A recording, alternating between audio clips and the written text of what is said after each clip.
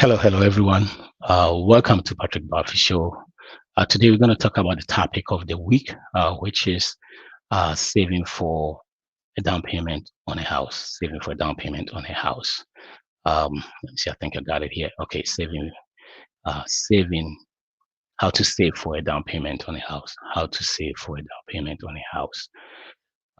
If you're following what we're doing at this point of our financial journey, we are at a point where uh, most of our money comes to us. So we have a lot of options to do so many things. Let me quickly go over this and recap it from where we started. What it is we started taking control of our money by knowing exactly how much comes in and how much goes out. By doing the budget or budgeting, which gave us margin, right? Because we were able to focus on our our needs and not our wants. And whilst focusing on our needs, we're able to steer towards what we really need in our life, and it gave us margin. And we put that margin that we had onto our debt by paying off our debt. And some of us, we also went out there to do more jobs, or bringing in more extra money to put on our debt. And when we look at it within a period of 24, 25 months, it didn't matter how sizable um, the debt is, we were able to pay it off depending on how we were doing. So whilst we had that margin putting on our debt, and now the debt is gone, it gave us options, right? So what did we do? We started um, saving for rainy day, put in an emergency fund between 3 to 6 months of our living expenses, meaning, what we spend every month, we put in. So let's say if we spend 5,000 every month, or let's say we spend 3,000 every month, we saved 18,000 for rainy day or emergency fund. Then after that, we started investing 15% of our income. So let's say if we making 100,000, we're saving 15,000 out of it, and we also how it went. Now remember, we still have options and we have freedom because a lot of money is coming to us at this point. So like I said last week, we we are going to do stuff, a lot of stuff simultaneously, because I'll say it again, we have more money coming to us. So now we can do more options. See, that's what when you take control of your money, that's what happens to you. See, when you take control, it gives you margin. Margin gives you options. Option gives you um, freedom, and freedom gives you what? Peace, and peace gives you what? Joy. So that's what happens when you're going.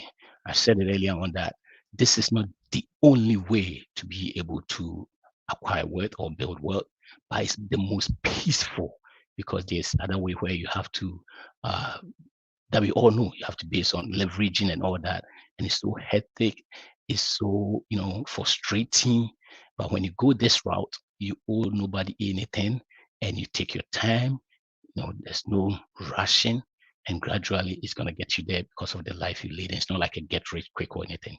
So at this point, we invest in 15% of our income.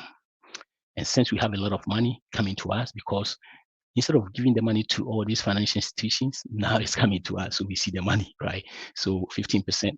And this is the point where we're also going to give, we're also going to, put something down payment. If we don't have a house, we're going to start paying for putting some money down for a down payment, and also putting money for the kids at this point. Now, I know some people start putting money away before they do anything for the kids. That sometimes you don't have to go that way. You have to secure yourself first. You have to, only the strong can help the weak. If you are weak, you can't help the weak. So you have to put yourself in a strong position and be able to help your kids. Because if you go through the process we're doing, you might put money down for them, or you might save for them. You probably might not use all of it, because at this point you have control of your money, so you can even cash flow it. So the best thing is to make sure you are in a good financial position.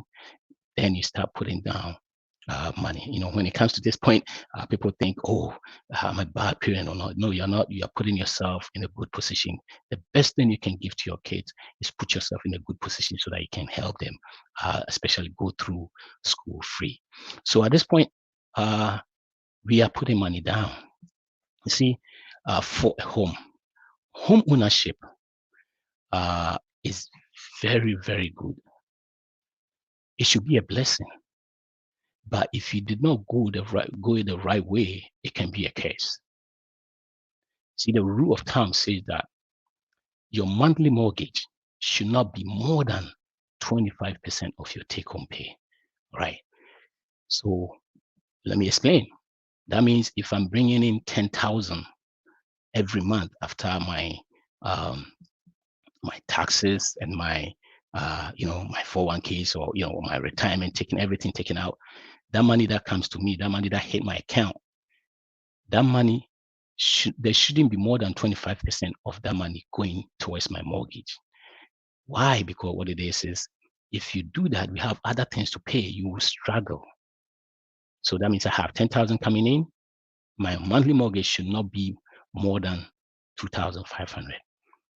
And it's tough because especially when you live in these areas things are very expensive.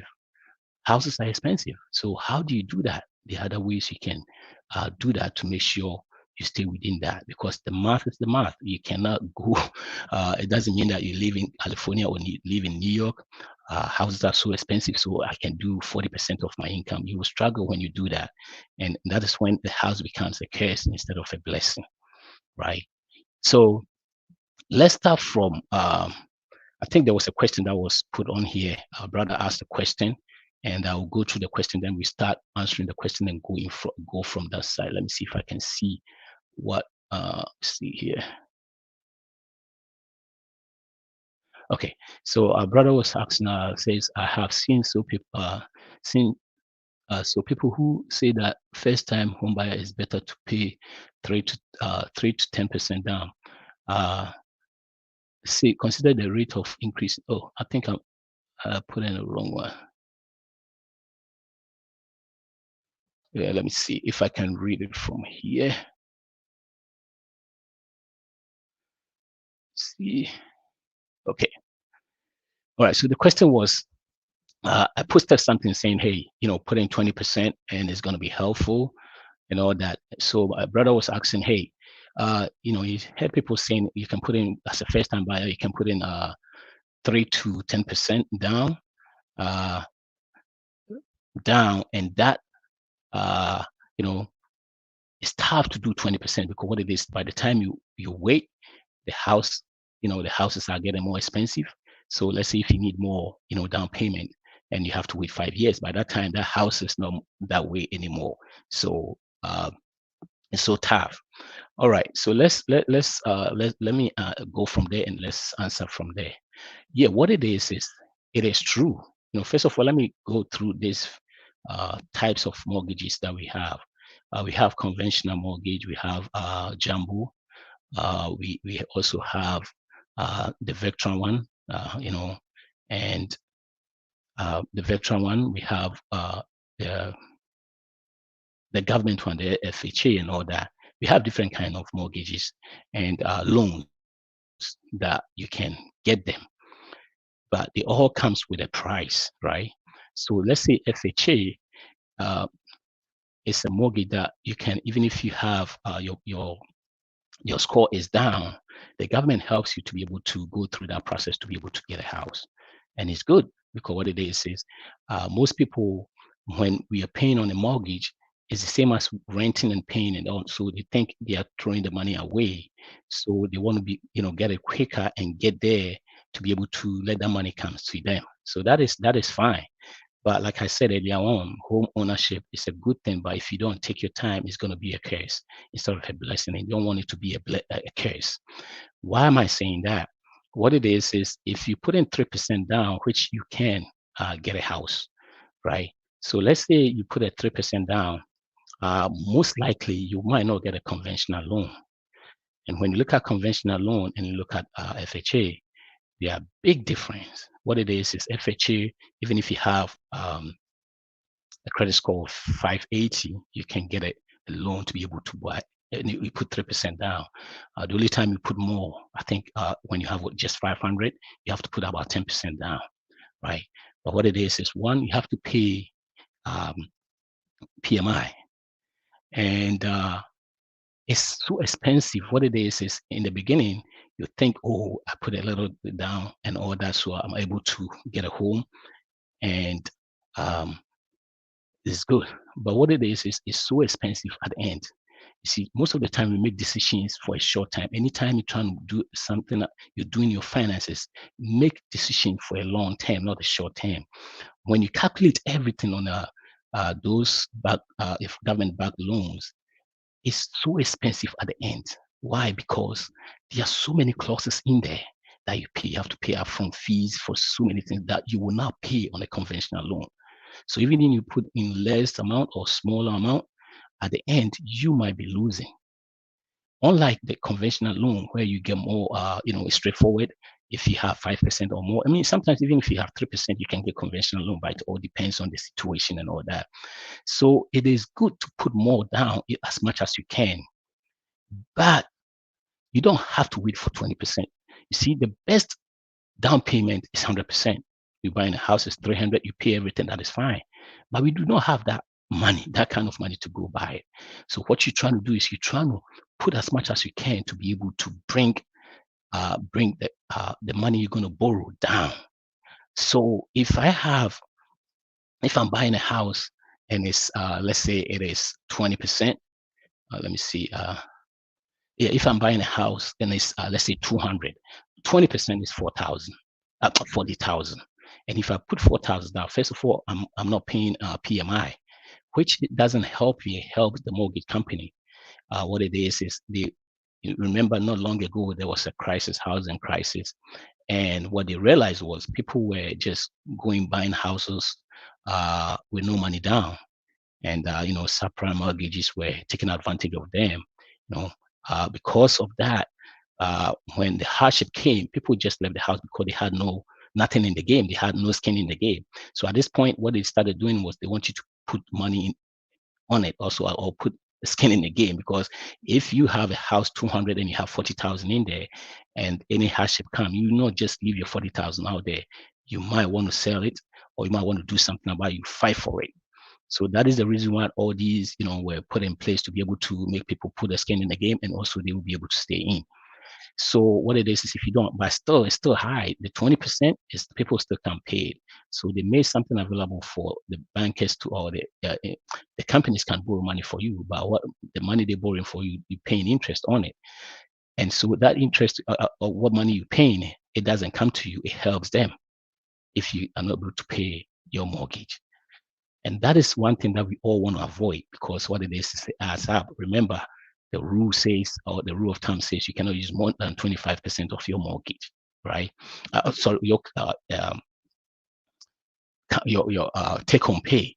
So you want to do as much as you can to reduce it. So if we're buying a house and it's 200,000, and you've paid 20%, now you're not borrowing on 200, you're not borrowing 200,000 anymore. You're borrowing on thousands, 160. So if you put 10% down, which is going to be 20, you're borrowing on 180. If you put 3% down, which will probably be about, let me see, I think it'll probably be about 6,000. That means you are borrowing on 194,000. So that brings what you pay in a month, or your monthly payment, down, and it helps you to be able to be easy on you. I will say this again. Most of the time, what it is, it's not about the down payment. It's about we trying to buy a house of our dream. So, we've seen our friend buying a house that cost maybe 500,000 or 600,000. We want similar houses. But what we don't know is most people buying those houses, this might be their second or third home. So the rolling equity from the other side to come in to be able to cover some of the down payment. You being the first time trying to do the same thing is going to hurt. So what they tend to do is either they go the 3% and pay more high monthly payment, which is going to be more than their 25% of their income, and they will start struggling, and I love our community. What it is our community. We won't lose the house, but we won't sleep. Have 2, 3, 4, 5 jobs all going into the house, and it's very frustrating. You don't want to do that. But what you can do is you can buy a house that you know your let's say you can buy something very small and go from there, because you can always move up in houses. So let's say if I want to buy a house and the house is 500,000, I don't have that amount, that kind of down payment. I don't even have 5% down payment. What do I do? I can start from, let's say I have 40,000 down, or have maybe you know have maybe 50,000. Let's go in for that kind of house. 10%, 5% is fine, and get you a good mortgage, or like a good loan from conventional loan, where the clauses are not a lot. Where the house goes up a little bit, you can get away from the PMI and all that. The FHA, there are so many clauses, you can't even get out from the PM. You have to refinance the whole thing, or sometimes there's even a clause on there. Even if you're refinancing, you have to pay a penalty for it. But conventional loans mostly doesn't go that way. So, and all you're trying to do is trying to make sure your payment is down. So what you do is just buy a house that you can afford at that point. So if I can afford 200,000 house and pay maybe 10%, or maybe I can afford 300,000 house and pay 10%, it might not be the house of your dream. But remember, the good thing about real estate is most of the time it goes up a little bit. So 2, 3 years, 4 years, I'm still saving, I'm still paying on my house, and boom, I have maybe about a 200,000. 2, 3 years, maybe I have 40,000 on it as equity, or I have probably maybe 50,000, and I'm still saving. So now I combine those amount, and I can go up a little bit, even if I'm not still at that point where I want to be. I can buy. Like I said, you can always move up. You don't have to. What it is, we always trying to be like, oh, I want to dream of my house, but in reality, most people don't stay in that house for that long. So yes, you want this, but you can always move up. So buy what you can afford at this point, so that instead of the house being a blessing, it doesn't mean a curse on you. So let me see. We're going to run some numbers and see why it is good to go through all this process. And apart from that, too, the more you put down, sometimes it helps you with your credit score get a good interest. Also, sometimes, not all the time, but sometimes it helps you get a good interest or get a good loan.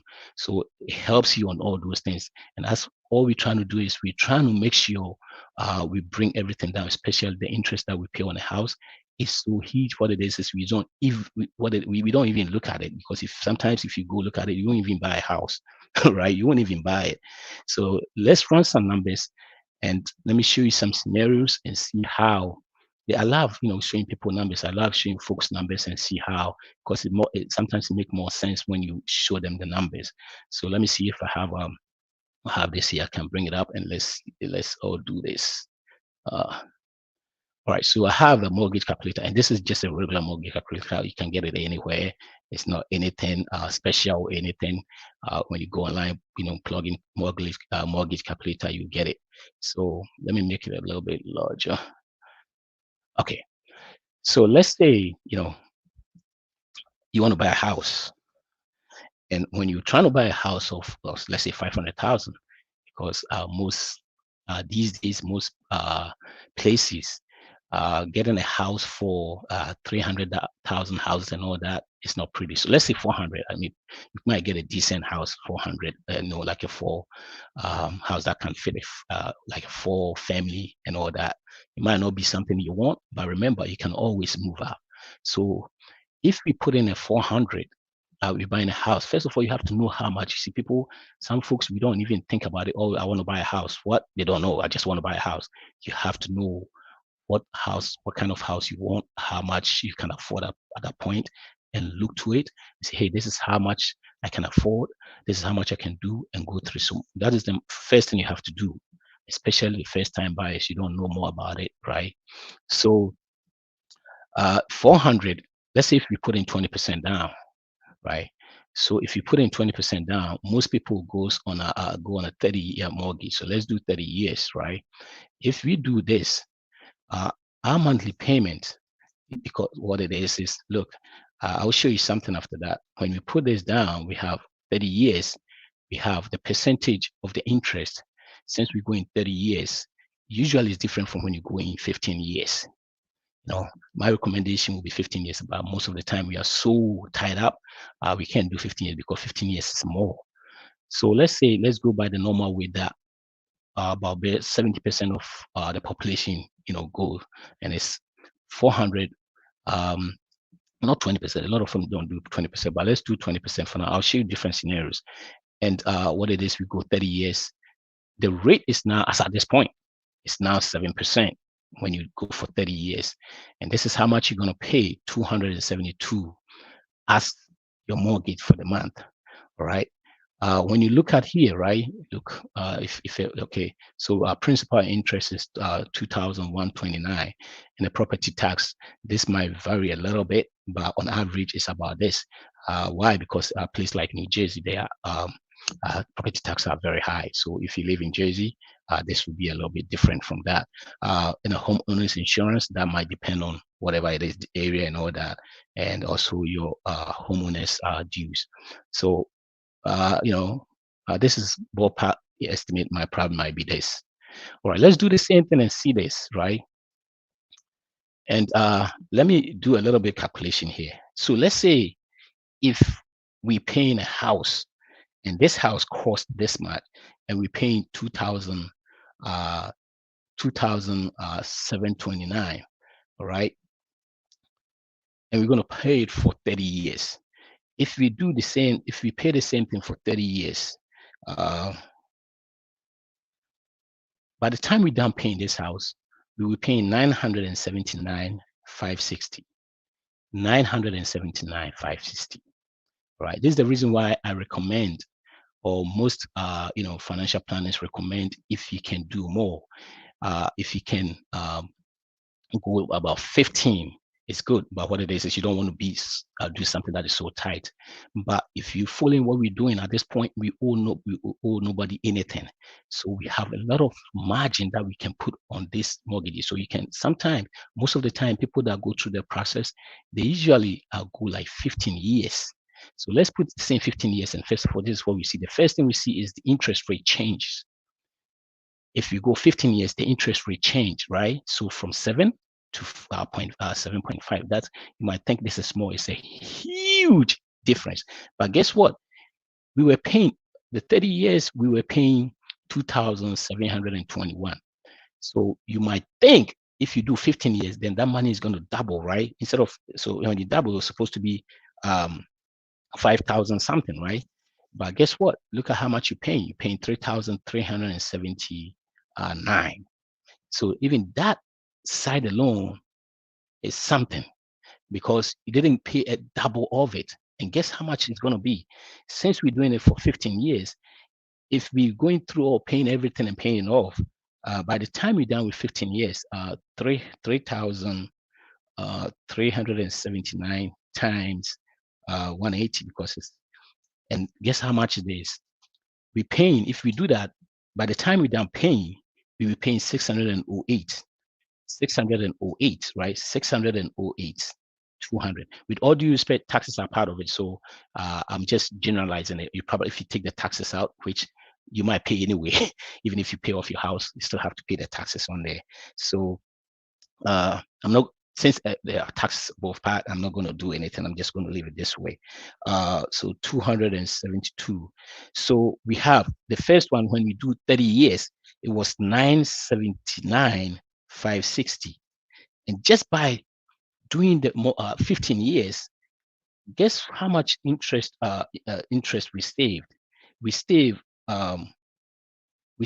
371,000 interest just by moving from 15 10 years, 30 years to 15 years. So you see, the financial institutions won't get more from you. That is the reason why they do not advertise the 15-year mortgage. They always advertise the 30 years. Because if you go through the process like we just did, that's how much you save yourself interest. That is how much you save yourself interest. It's the same way. Let's say if you You have the same way, and even if you have 30 years and you start to pay 15 years, so if this you were supposed to pay 2,721 and you start paying 3,371, even though they have it as 30 years and you start paying at the rate of 15%, you save the same amount too. So that is why we say, because and usually when you have more down, it gives you the option or it gives you the option to be able to do what? To be able to put more down payment and to be able to do the 15 years. Because if you're doing 3%, 5%, it's so hard to do that 15 years. That's the reason why we recommend that. And that's the reason why we follow that process, because at that point we buy in a house. We do not have much going out and we can afford it because we have put more since we weren't paying anybody anything. We were able to save more money, put it down and do that.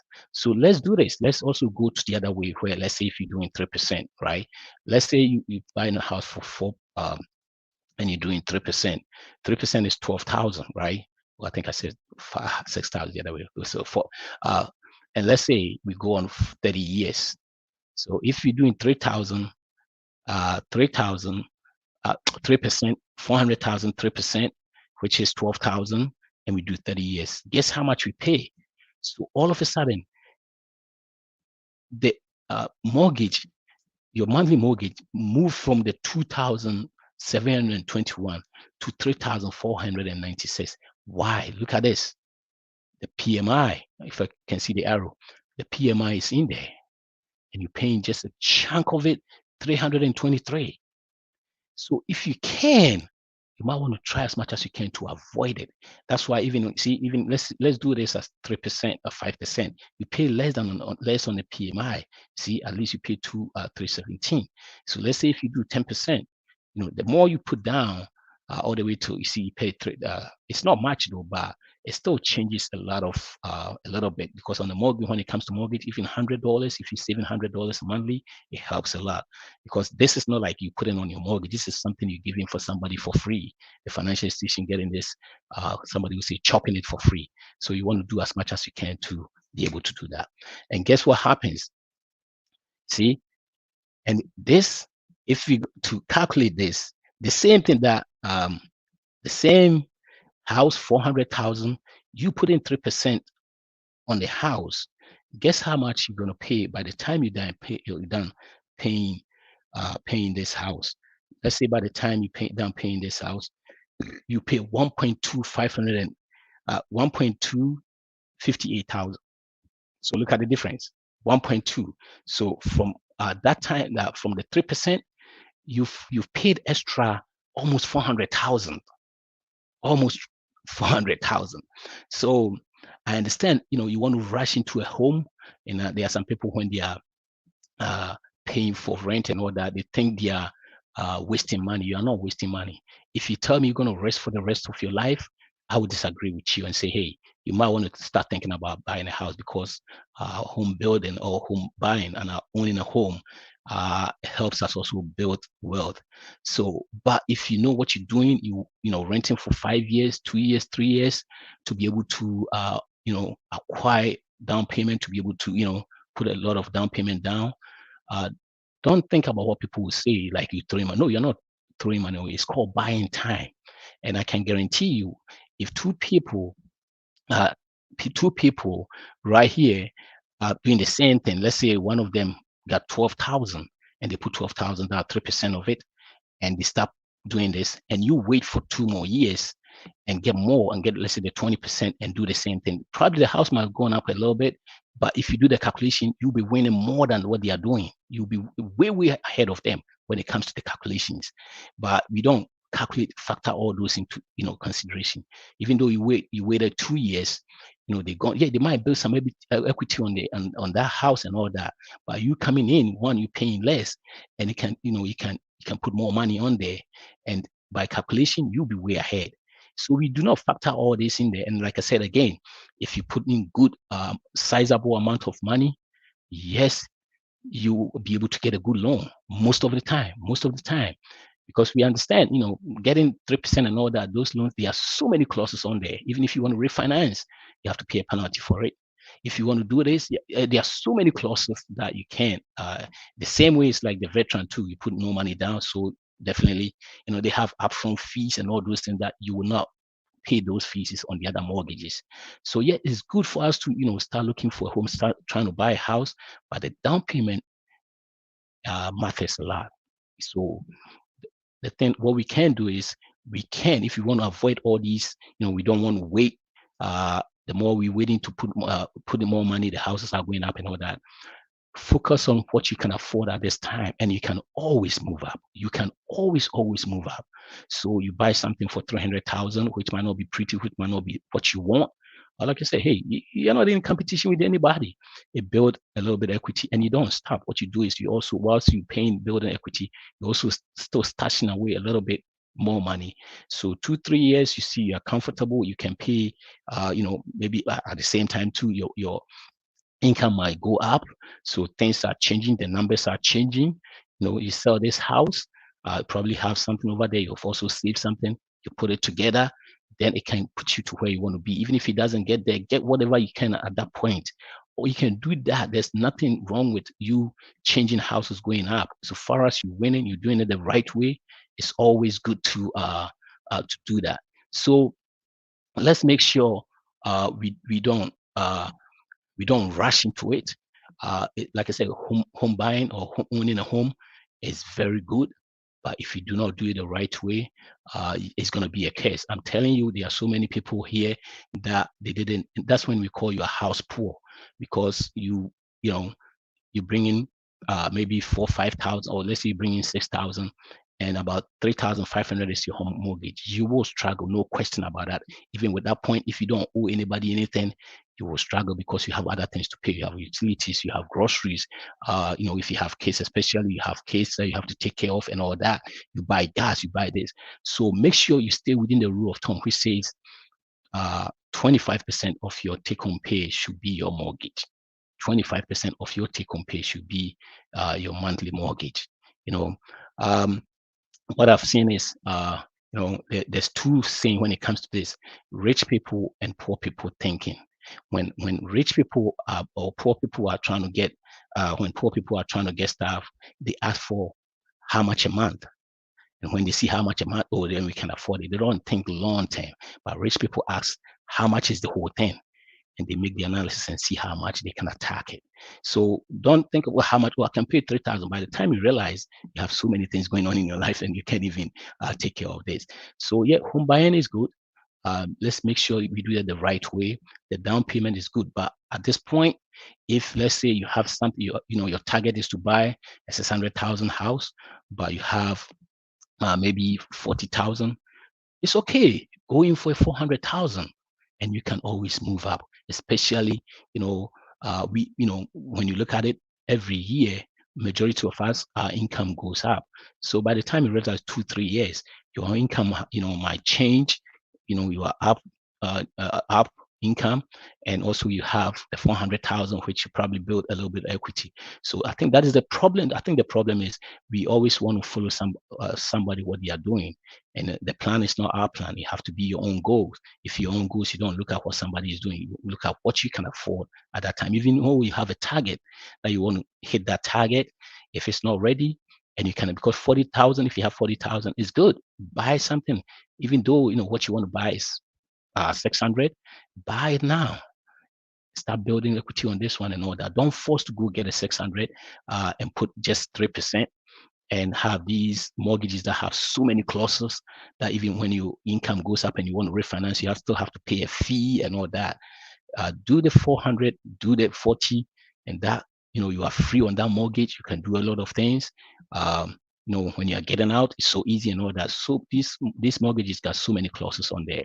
Sometimes the realtors, what it is this is their job also. They want to eat. They have to eat.